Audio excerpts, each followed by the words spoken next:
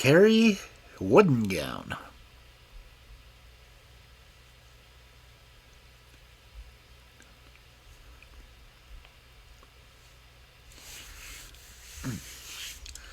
There once was upon a time a king who had become a widower.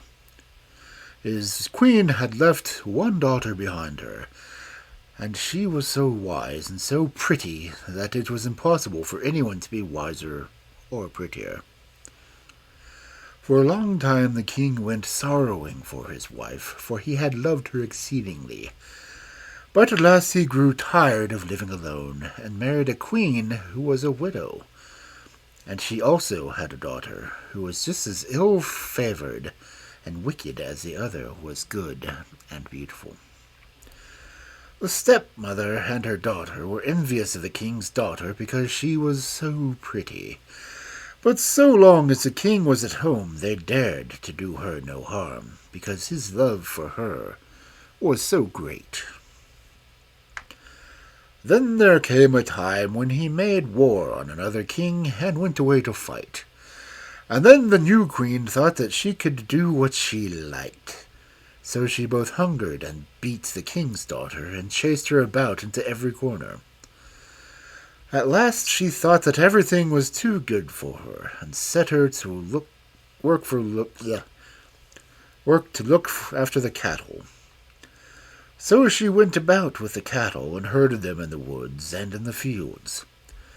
Of food she got little or none, and grew pale and thin, and was nearly always weeping or sad.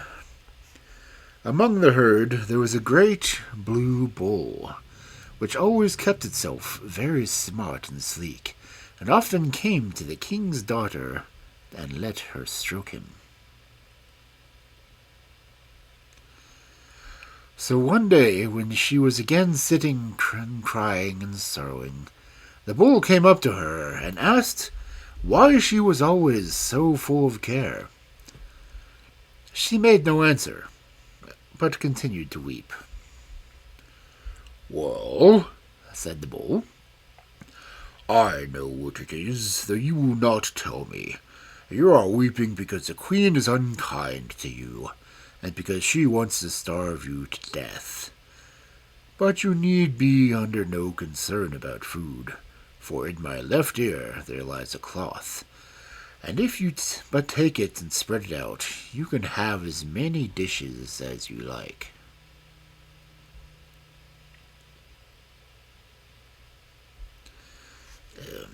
Okay. So she did this, and took the cloth and spread it out upon the grass. And then it was covered with the daintiest dishes that anyone could desire, and there was wine, and mead, and cake. And now she became brisk and well again, and grew so rosy and plump and fair that the queen and her scraggy daughter turned blue and white with vexation at it. The queen could not imagine how her stepdaughter could look so well on such bad food.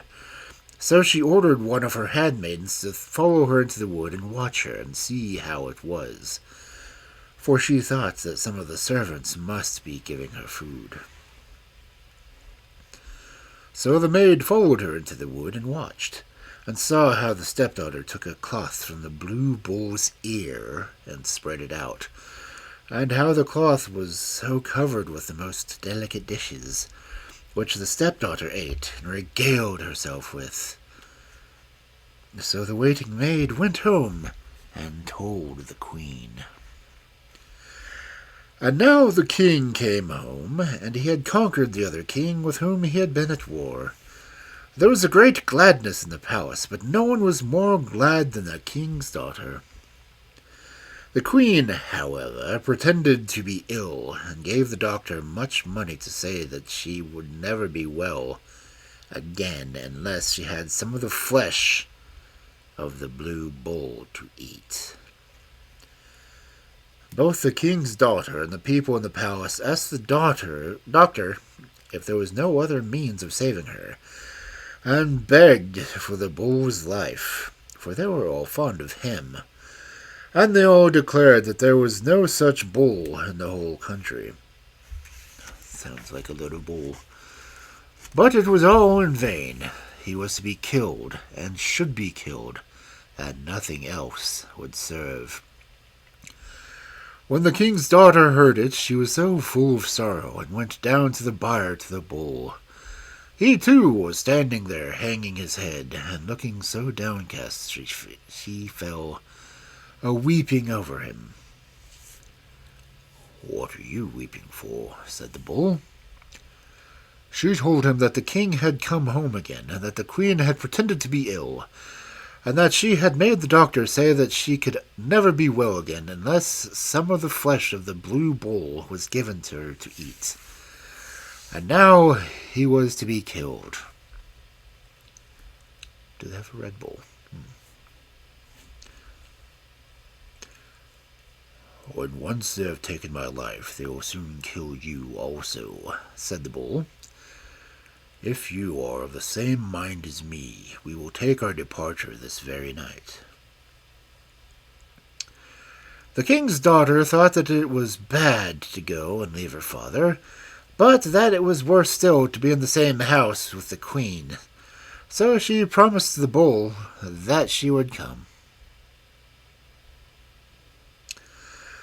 At night, when all the others had gone to bed, the king's daughter stole softly down to the byre to the bull, and he took her on his back and got out of the courtyard as quickly as he could. So at cock-crow next morning, when the people came to kill the bull, he was gone. And when the king got up and asked for his daughter, she was gone too. He sent forth messengers to all parts of the kingdom to search for them, and published his loss in all the parish churches. But there was no one who had seen anything of them. In the meantime, the bull travelled through many lands with the king's daughter on his back, and one day they came to a great copper wood, where the trees and the branches and the leaves and the flowers and everything else was of copper. But before they entered the wood, the bull said to the king's daughter, "When we enter into the wood, you must take the greatest care not to touch a leaf of it, or all will be over for both me and you, for a troll with 3 heads is the owner of the wood and lives within." So she said she would be on her guard and not touch anything. And she was very careful, and bent herself out of the way of the branches, and put them aside with her hands. But it was so thickly wooded that it was all but impossible to get forward, and do as she might, she somehow or other tore off a leaf, which got onto her hand. "Oh no, what have you done now?" said the bull. "It will now cost us a battle for life or death. But do be careful to keep the leaf." Very soon afterwards they came to the end of the wood, and the troll with 3 heads came rushing up to them. "Who's been in my wood touching things?" said the troll.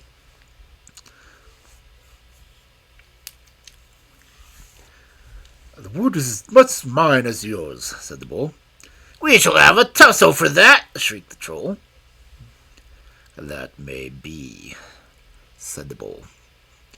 So they rushed on each other and fought, and as for the bull, he butted and kicked with all the strength of his body.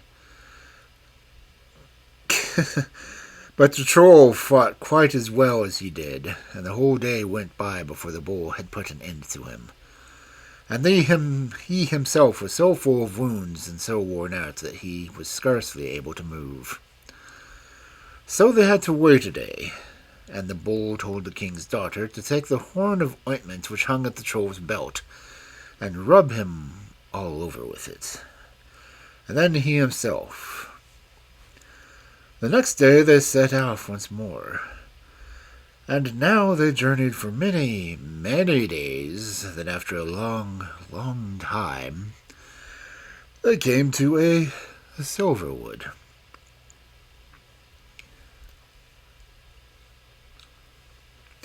The trees, the boughs, the leaves, and the flowers And everything there was made of, you guessed, silver. But before the bull went into the wood, he said to the king's daughter,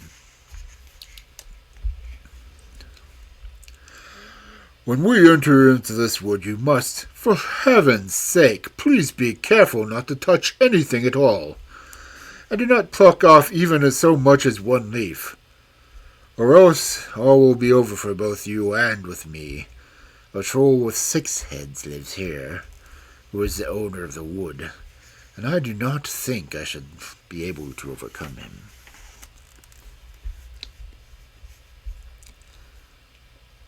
"Yes," said the king's daughter, "I will take good care not to touch what you do not wish me to touch."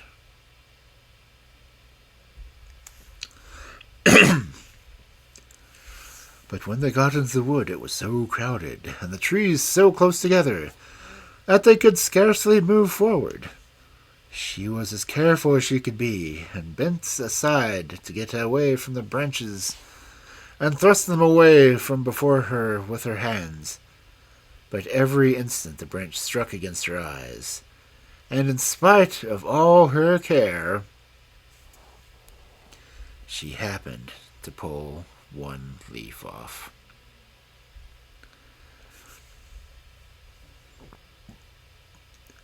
"Oh, what have you done now?" said the bull. "It will cost us a battle for life or death, for this troll has 6 heads and is twice as strong as the other. But do be careful to keep the leaf." Just as he said this, came the troll. "Who is that who is touching my wood?"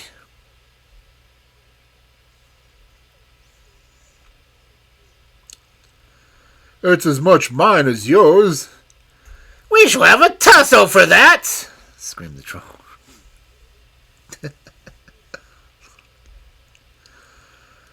"That may be," said the bull, and rushed at the troll and gored out his eyes, and drove his horns right through him so that his entrails gushed out. But the troll fought as well as he did, and it was 3 whole days before the bull got the life out of him. But the bull was then so weak and worn out that it was only with pain and effort that he could move, and so covered with wounds that the blood streamed from him.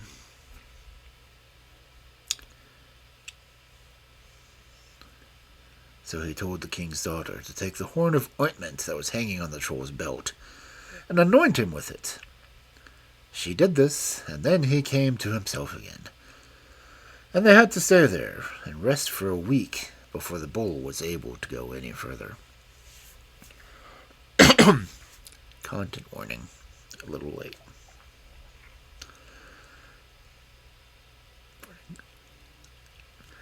At last they set forth on their way again, but the bull was still weak, and at first could not go quickly. The king's daughter wished to spare him, and said that she was young and light of foot, that she should be willing to walk. But he would not give her leave to do that, and she was forced to seat herself on his back again.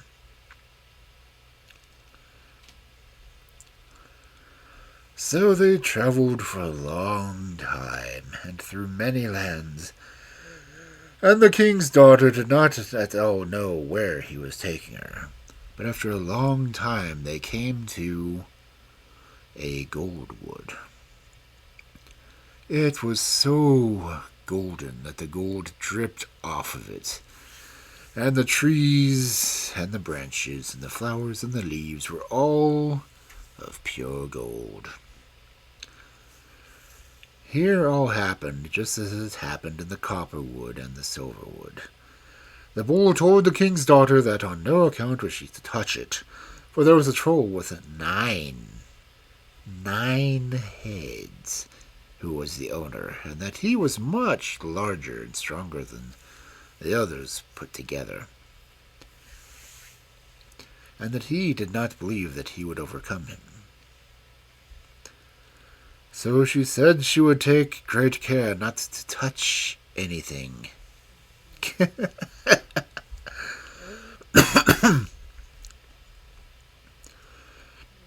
And he should see that she did.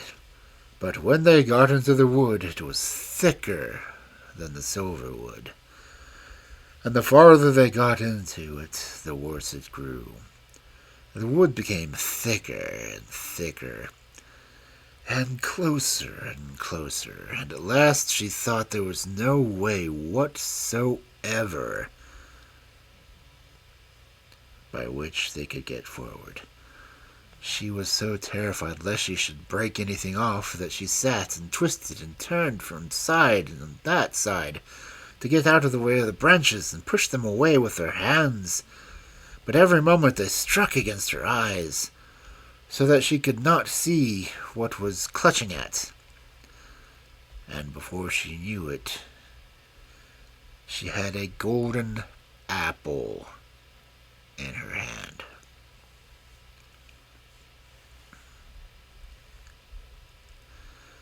She was now in such terror that she began to cry, and wanted to throw it away. But the bull said that she was to keep it, and take the greatest care of it, and comforted her as he could.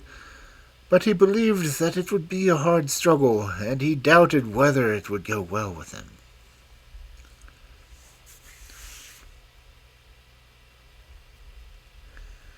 Just then the troll with 9 heads came, and was so frightful that the king's daughter scarcely dared look at him.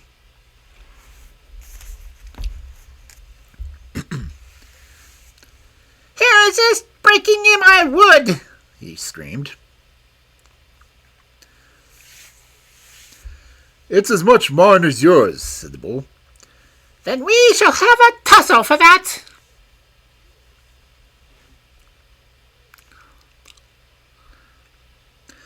"That may be," said the bull. So they rushed at each other and fought, and it was much more dreadful sight than the king's daughter. She had nearly swooned. The bull gored the troll's eyes out and ran his horns right through him. But the troll fought as well as he did, and when the bull had gored one head to death, the other heads breathed life into it again. So it was a whole week before the bull was able to kill him. But then he himself was so worn out and weak that he could not move at all. His body was all one great wound, and he could not even so much as tell the king's daughter to take the horn of ointment out of the troll's belt and rub it with him. She did this without being told, so he became himself again. But he had to lie there for 3 weeks and rest before he was able to move.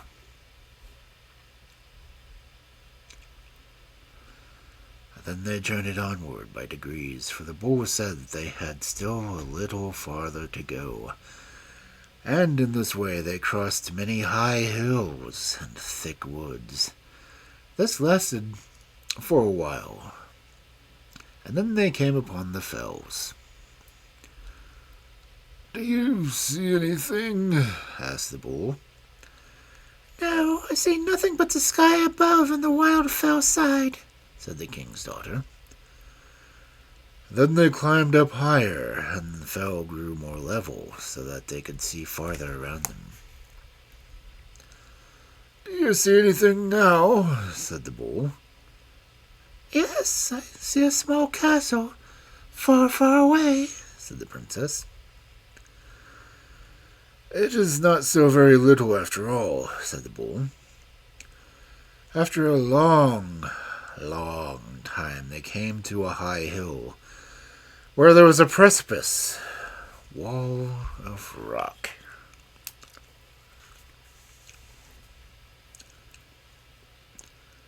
"Do you see nothing now?" said the bull. "Yes, now I see the castle quite near, and now it is much, much larger," said the king's daughter. "Thither shall you go," said the bull. "Immediate below the castle there is a pigsty where you shall dwell. When you get there, you will find a wooden gown which you are to put on. Then go to the castle and say you are called Kari Woodengown, and that you are seeking a place. But now you must take your little knife and cut my head off with it. Then you must flay me and roll up my hide and put it there under the rock beneath the hide. You must lay a copper leaf, the silver leaf, and the golden apple. Close beside the rock a stick is standing, and when you want me for anything, you have to only knock the wall of rock with that.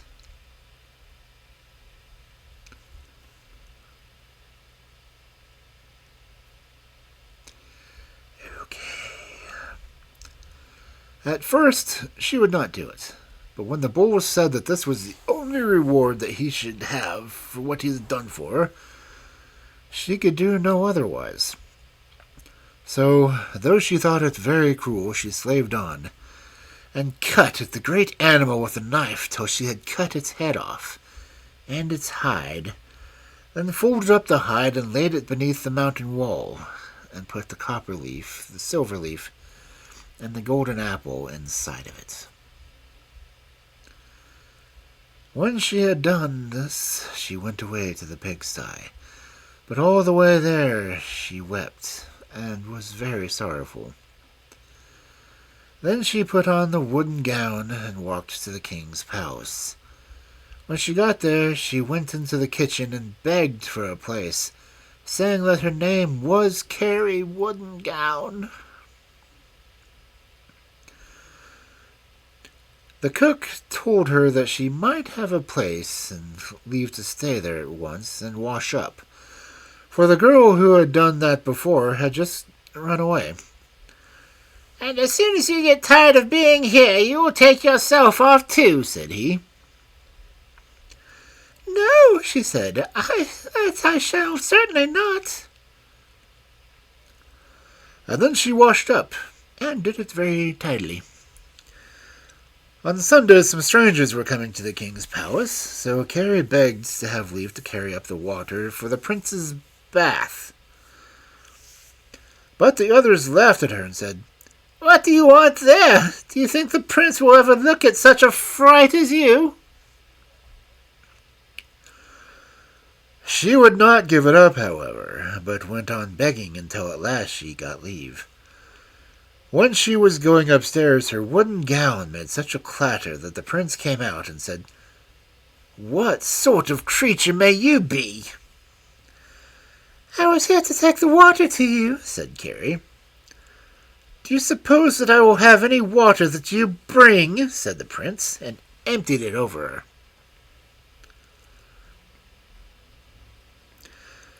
She had to bear that, but then she asked permission to go to church. She got that, for the church was very near.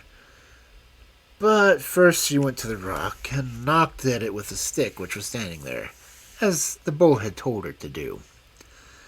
Instantly a man came forth and asked what she wanted. The king's daughter said that she had got leave to go to church and listen to the priest, but that she had no clothes to go in. So he brought her a gown that was bright as the copper wood, and she got a horse and a saddle from him too. When she reached the church, she was so pretty and so splendidly dressed that everyone wondered who she could be, and hardly anyone listened to what the priest was saying, for they were all looking far too much at her. And the prince himself liked her so well that he could not take his eyes off of her for an instant. As she was walking out of the church, the prince followed her and shut the church door after her, and thus he kept one of her gloves in his hand. Then she went away and mounted her horse again, and the prince followed her and asked her whence she came.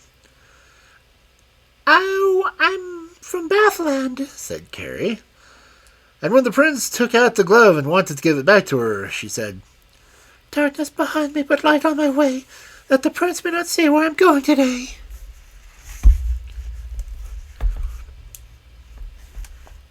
Simple spell.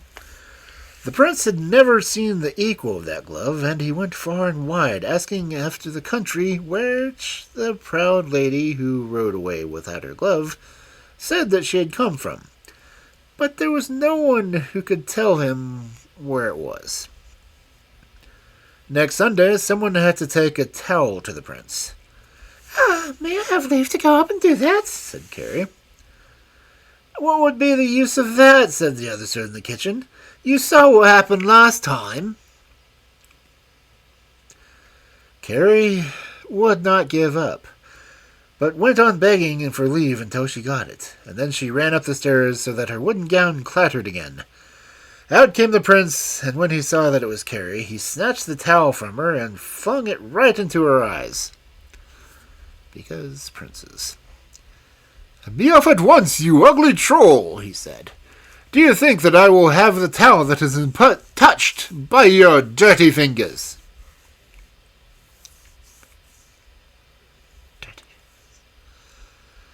After that, the prince went to church.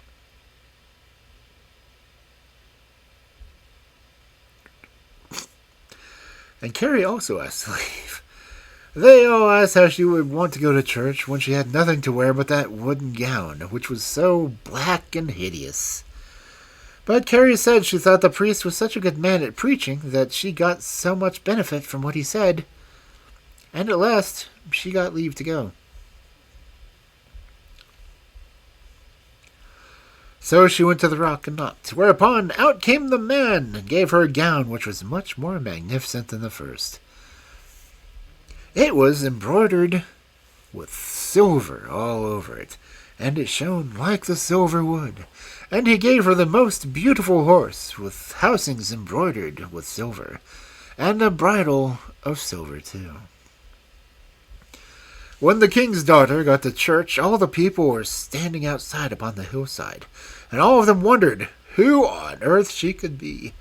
And the prince was on alert at the moment, and came and wanted to hold her horse while she alighted. But she jumped off and said that there was no need for that, for the horse was so well broken in that it stood still when she bade it, and came when she called it. So they all went into church together, but there was scarcely anyone who listened to that poor priest who was saying, for they were all too busy looking at her, and the prince fell more deeply in love with her than he had before. Princes. When the sermon was over and she went out of the church, and was just about to mount her horse, the prince came again and asked her where she came from. I am from Towland, said the king's daughter, and as she spoke she dropped her riding whip. And while the prince was stooping to pick it up, she said, Darkness behind me and light on my way, that the prince may not see me where I am going today.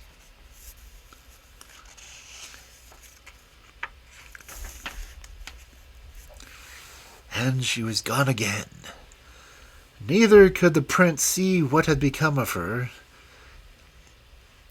He went far and wide to inquire for that country from whence she had said that she had come. But there was no one who could tell him where it lay, so he was forced to have patience once more.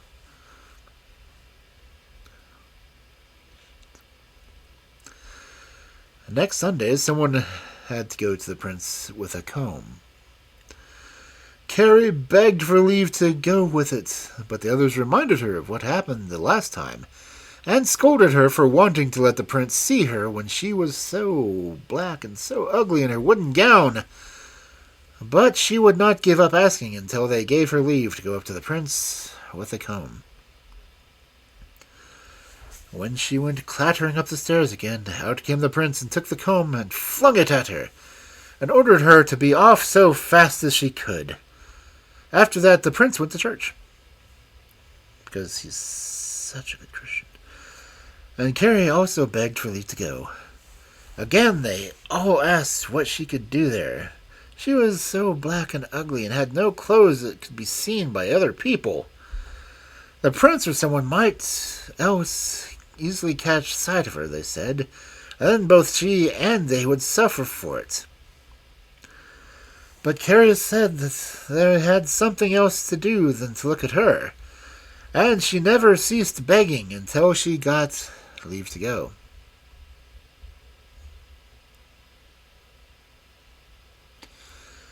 And now all happened just as it had done twice before. She went away to the rock, knocked on it with a stick, and the man came out and gave her a gown, which was very much more magnificent than either of the others. It was almost entirely made of pure gold and diamonds, and she also got a noble horse with housings embroidered in gold, and a golden bridle. That would be heavy. When the king's daughter came to the church, the priest and the people were all standing on the hillside waiting for her. And the prince ran up and wanted to hold the horse, but she jumped off it, saying, "No, thank you. There will be no need. My horse is so well broken in that it will stand still when I bid it." So they all hastened into the church together, and the priest got into the pulpit. But no one listened to what he had to say this week either, for they were far too much intrigued at her and wondering whence she came. The prince was far more in love than he had been on either of the former occasions, and he was mindful of nothing but looking at her. When the sermon was over, not that anyone had noticed, the king's daughter was about to leave for church. The prince had caused a firkin of tar to be emptied on the porch in order that he might prevent her from going over it. She, however, did not trouble herself in the least about the tar, and set her foot down in the middle of it, and then jumped over it. Thus one of her gold shoes was left sticking in it. When she had seated herself upon the horse, the prince came running out of the church and asked whence she came. "From Combland," said Kari. But when the prince wanted to reach her gold shoe, she said, "Darkness behind me and light on my way, that the prince may not see where I'm going today."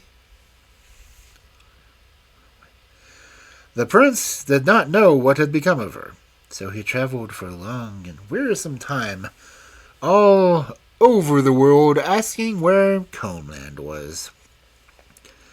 But when no one could tell him where the country was, he caused it to be made known everywhere that he would marry any woman who could put on the gold shoe.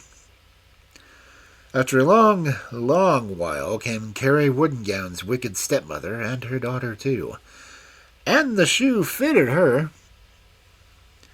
But she was so ugly and looked so loathsome that the prince was very unwilling to do what he had promised. Imagine that. Nevertheless, all was got ready for the wedding, and she was decked out as a bride. But as they were riding to the church, a little bird sat upon a tree and sang.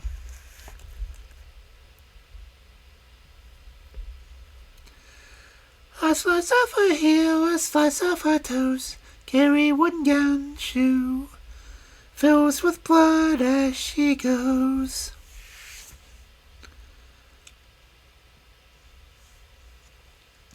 And when they looked at it, the bird had spoken the truth, for the blood was trickling out of the shoe.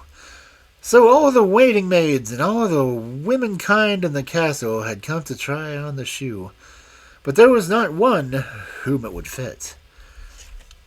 "But where is Kari Woodengown, then?" asked the prince, when all the others had tried on the shoe, for he understood the song of birds, and it came to his mind what the bird had said. Featherbrain. "Oh, that creature," said the others. "It's not the least use for her to come here. She has feet like a horse."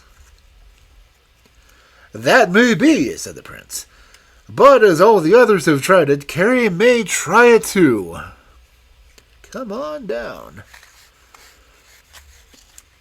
"Kari!" he crawled out through the door, and Kari came upstairs, and her wooden gown clattered as if the whole regiment of dragoons were coming up.